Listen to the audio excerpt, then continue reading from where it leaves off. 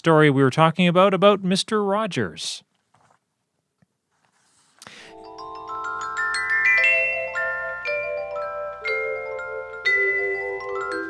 If you were preschool age anytime between 1968 and 2001, you likely have memories of that song and the man who wrote it and performed it on TV every weekday morning.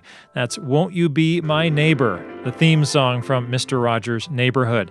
Songs by Fred Rogers will be performed live at a Windsor concert in mid-April. It will be called It's You I Like, the Music of Mr. Rogers. The woman behind the show is someone you may have heard on Windsor Morning before. In fact, it was exactly 2 years ago today that Kate Reynolds was interviewed. She recently reached out to us again to say what a pivotal moment that was in her life, one that has led her to this upcoming concert. Kate Reynolds is the creator of Storytime Solidarity, and she's also known as the Lavender Librarian, and she is here in the studio. Welcome. Thank you so much for having me. So remind us, what was the focus of that interview in 2021 about? We were talking about my virtual story times, and I think my approach to talking to kids. Yeah, so you are a library in Windsor? Yeah, I'm a librarian. Yes, I'm a librarian in Windsor. Right, and at the time, because of the pandemic, you had to do them online instead of welcoming kids into the library. Absolutely, yeah. We missed having the kids in so much, but it was still a way to stay connected. So when you reached out to us a few weeks ago, you wrote that this opportunity to do the interview came during a very difficult time in your life. What were you struggling with at that time? At that time, I was less than a year out of being diagnosed with autism as an adult, and I still wasn't really comfortable talking about it, but I knew it definitely had an impact on my work with children. Why did it come as such a shock to you that you were diagnosed with autism? I had wondered a few times, but I had seen so many professionals. My health is not great, so I've seen a lot of doctors over the years, and not one had ever even mentioned autism. And additionally, there's all these awareness campaigns, Light Up the Blue. There's a focus on boys with autism. So the idea that I, as an adult woman, might be autistic, it just didn't seem likely. What kind of misconceptions do you think people have about autism? Oh, so many. Our vision of autism is very narrow. It's really based on not only cisgender white boys, but it's based on, a certain economic class. It's very narrow, and it misses everyone outside of that. So, you don't think of it being possible for women. Now, you are partnering with Autism Ontario, among other groups, for this concert. What role will that play in this event?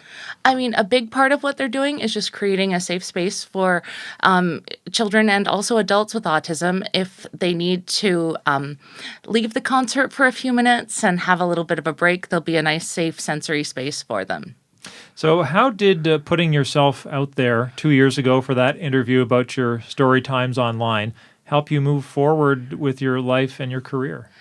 There were a couple of things. One was, it was just the best little vote of confidence you could have, knowing that you guys wanted to hear from me meant so much when I saw myself as just this, pretty normal librarian.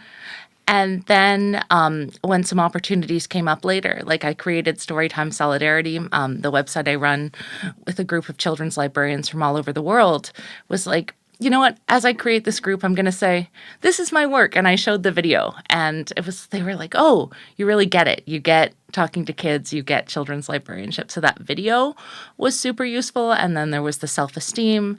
And then also for the Mr. Rogers concert. Yeah, I was going to ask you, those stories we did about you here at CBC Windsor actually helped make this Mr. Rogers show possible?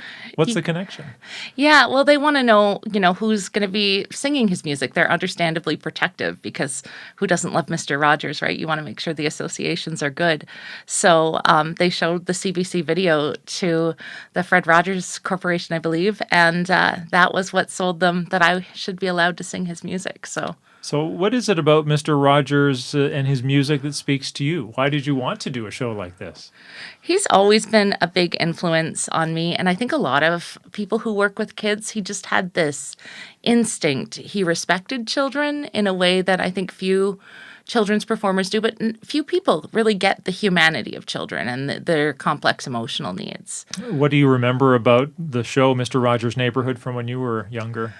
Oh, I just remember that he talked to kids with such a deep respect and kindness. And, you would put it on, and every kid I know was just, It was just a sense of relaxation.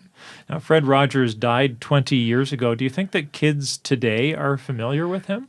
I mean, I think they're familiar through Daniel Tiger's Neighborhood, and also my generation who are now raising children have a strong nostalgia for him. So I think a lot of us are bringing them back, keeping the songs going, if nothing else. So who are you targeting the show at? We're thinking it's going to be a lot of families just based on the tickets we've sold so far. But, it's for children, but it's also for the child and everyone. There'll be a strong classical music element. And we want to make it a concert of a quality that you can enjoy, whether you're young or old. So what will the show be like? Will you have, you'll be changing your shoes and things like Mr. Rogers did? No, I think it's going to be a little more like a traditional chamber music concert. So we'll go on, but we're giving it a bit of the structure of a day. We'll start with Grieg's Morning Mood, and we'll have the Blue Danube, and then we'll finish it off with a little bit of opera. We'll be singing When at Night I Go to Sleep from Engelbert Humperdinck's Hansel and Gretel. And we'll be singing in both official languages and a few others, and, just trying to make it a really good educational opportunity if we're introducing somebody to classical music for the first time, or just a lot of fun if you're already comfortable in that setting. Now, Kate, when we talked to you 2 years ago, your library story times were online. That would not change for another 15 months after that. What was it like when you could finally do those in-person sessions with families again? At first, I was terrified, but it really didn't take me long to just absolutely love it. There's nothing like the real-time interaction with the kids and their little questions about the books and their comments. They're just so charming. How much of a step up will it be to do a show on stage at the Capitol Theatre? I mean, it's in a lot of ways, it's beyond my wildest dreams. Like, I wanted to be a musician so badly when I was younger, but I don't. With my autism, we didn't know why I couldn't do a few things that are expected of every musician. And now, through, my work with children, I get to fulfill a lifelong dream. What were those things that had held you back before? Oh, I have trouble with rhythm, and I don't read music as well as a traditional singer. There's just something about the space between the beats feels very elastic to me. And so I need a little more guidance. But now that we understand and people are accommodating, I think I'm really going to get to sing. And you do have training in music, right? Yeah, I have a bachelor's from the University of Windsor in vocal performance, but after I ended up going into musicology because I noticed these issues with my performing. So before you go, we would like to hear a little bit of music from you. And we actually have one of your collaborators from this show in the studio with you as well. Aimee Clifford is here. She's a soprano who is a featured collaborator for this concert. What will the two of you be singing? It's You I Like. Which is a Mr. Rogers song, right? Yeah, and it's the theme of our concert. Okay, well, take it away. Can we stand together?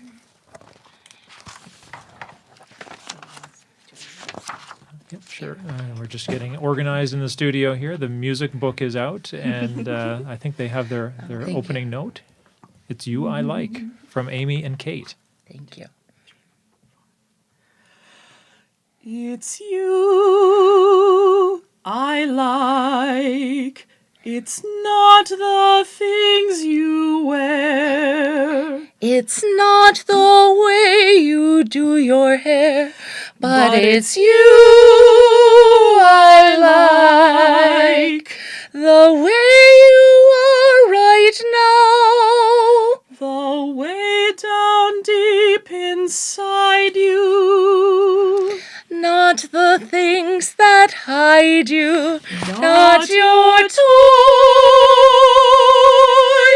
they're just beside you.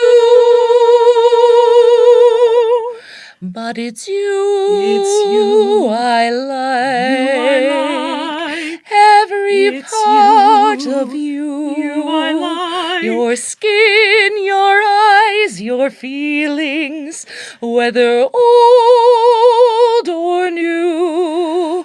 I hope that you'll remember, even when you're feeling blue, that it's you I like, it's you yourself, it's you. It's you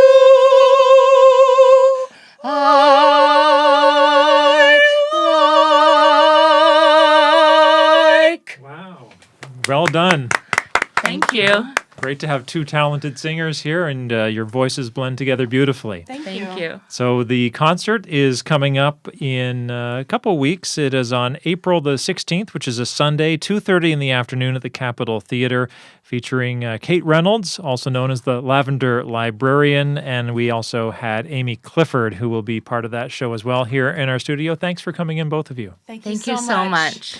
And Mike, it tells me that we do have a couple of callers on the line now who want to spell for us.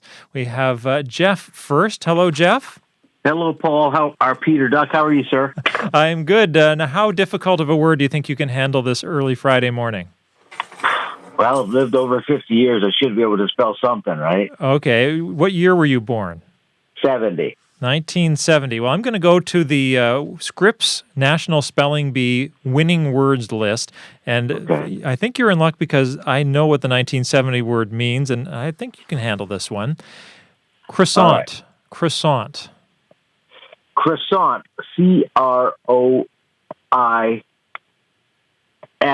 CROISSANT.